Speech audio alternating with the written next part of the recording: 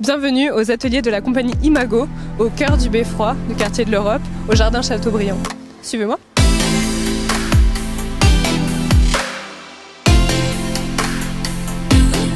On est au jardin Chateaubriand et cette semaine c'est une action qu'on mène qui s'appelle Beffroi en mouvement, qui est une semaine d'atelier. On l'a fait en partenariat avec le centre socio-culturel Gentiana qui est là aussi tout l'été sur le quartier. Cette semaine-là fait partie d'un projet plus global qui s'appelle Ligne de désir, qui est une création d'un spectacle de danse pour l'espace public qu'on est en train de mener et qui sortira au printemps 2024. Et l'idée de cette pièce-là, c'est de co-créer la bande-son du spectacle avec les habitants et habitantes du quartier du Beffroi, parce que la pièce elle va être créée sur mesure pour le quartier du Beffroi et du coup on la jouera ici aussi. Les ateliers qu'on a voulu faire découvrir aux habitants et aux habitantes cette semaine et leur partager, c'est 3 ateliers différents. Donc il y a un atelier de danse contemporaine où moi je partage ma pratique de la danse contemporaine, qui est une danse qui est vraiment accessible à toutes et tous. Des ateliers de cartographie, parce que nous c'est quelque chose qu'on utilise dans la création de la pièce. Donc on va faire des déambulations et on va faire des cartes à partir de ça. Donc là on a proposé aux habitants et habitantes qui en avaient envie de faire une carte du quartier sur laquelle ils marquent les endroits qui leur sont importants et les trajets qu'ils font dans le quartier, à pied, en voiture. Est-ce que c'est un trajet qu'on fait quotidiennement ou ponctuellement? Est-ce qu'il y a des endroits où on aime bien se retrouver, des endroits qu'on évite, etc.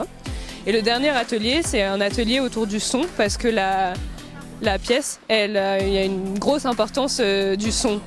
Et du coup, on a fait un atelier avec Thomas Germano, qui est le compositeur, qui a fait découvrir sa pratique de la captation de paysages sonores. Au niveau du son, du coup, on a proposé notamment un atelier mardi, et un atelier vraiment qui était autour du son. On posait comme question aux gens, on leur demandait si ils voyaient une différence entre le fait d'entendre et le fait d'écouter. C'était un peu l'amorce de l'atelier. Et après ça, j'ai mis en place une petite méthode qui s'inspire d'une méthode qu'a développée une compositrice qui s'appelle Pauline Oliveros. Elle a développé cette technique dans les années 80-90, qui est juste une méthode d'écoute. Et l'idée, c'est de faire en sorte que les gens redécouvrent un petit peu l'environnement dans lequel ils sont, posant leur attention sur les différents sons qui constituent l'endroit où ils se trouvent.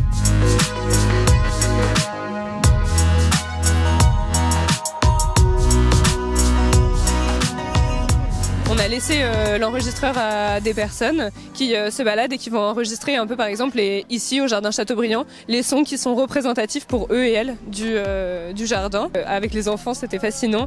On leur met le casque et on fait plein de bruitages qu'avec des choses qu'on trouve ici dans le lieu. Et comme ça, ils peuvent entendre une sorte de création sonore un peu in situ, spéciale pour ce lieu-là. On l'a vraiment fait dans le jardin Chateaubriand. C'est de se rendre compte que, pour les gens, c'est ce dont ils nous ont témoigné, c'est qu'on entendait beaucoup le bruit des arbres et du vent. Enfin, moi, quand je suis arrivé là, je me suis rendu compte de ça, mais à première vue en venant, je m'attendais à plutôt entendre les voitures, parce qu'on est entre 2 boulevards, il y a le tram, qui a la cloche de temps en temps, etc. Les enfants et les parents, beaucoup de mamans qui sont là, nous ont dit à plusieurs reprises qu'elles venaient dans ce parc-là parce que c'était peut-être le plus grand, je sais pas, en tout cas les enfants ont tendance à préférer celui-ci. Et c'est là qu'on a le plus de possibilités aussi de faire de rencontres. Il y a beaucoup de mamans qui nous ont dit ça, et des grands-mères qui n'ont pas la possibilité d'amener les enfants pendant l'été en vacances ailleurs. Du coup, elles viennent dans cet endroit-là qui est un peu une bulle de confiance. C'est un peu les points de rencontre, les endroits où les familles se retrouvent, quoi.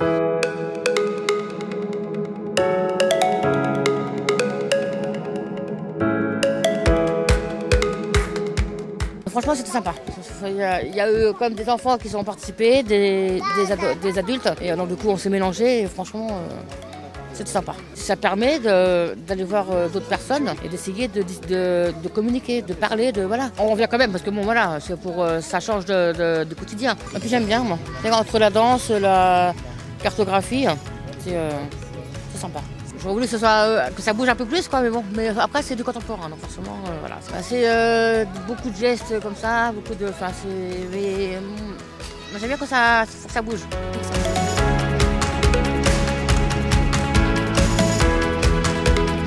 On a une image de la danse contemporaine qui est comme une danse qui n'est pas accessible. Et en fait, moi, c'est aussi ce que je défends avec la compagnie Imago, c'est que la danse contemporaine, c'est une danse qui fait du lien, parce qu'elle a été inventée justement en réaction à d'autres danses qui étaient très élitistes. Tous les gens, avec leur facilité, avec leurs différences, peuvent danser parce que ça part vraiment d'image et c'est pas la technique qui importe, c'est plus l'imagination qu'on met en mouvement. On a reçu un accueil hyper généreux. Ça s'est fait de manière très organique, comme vous pouvez le voir. On a installé des tables et en fait les personnes aussi, elles peuvent venir, repartir, participer. Et en fait, il y a eu plein d'échanges fortuits, informels, qui nous ont permis de rencontrer plus les personnes qui vivent ici. Et aussi, on ressort hyper enrichi de ces rencontres-là, avec plein de témoignages et plein d'éléments graphiques, cartographiques qu'après on va essayer de mettre à l'honneur dans notre spectacle.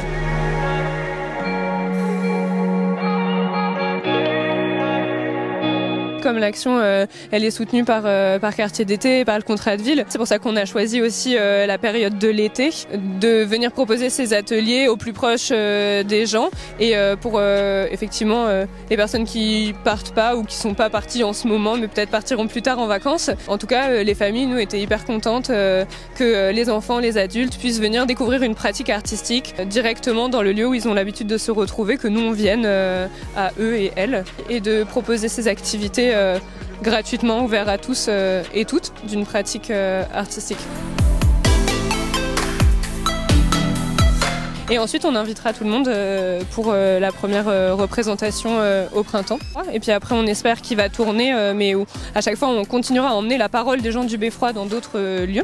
Je suis impatient de présenter le spectacle. Je pense que ça va être chouette de les revoir dans 2-3 mois, de manger ensemble. Merci à tous les habitants et habitantes qui sont venus poser des questions, participer aux ateliers. Merci à tout ce qui rend ce projet possible. On a hâte de la suite.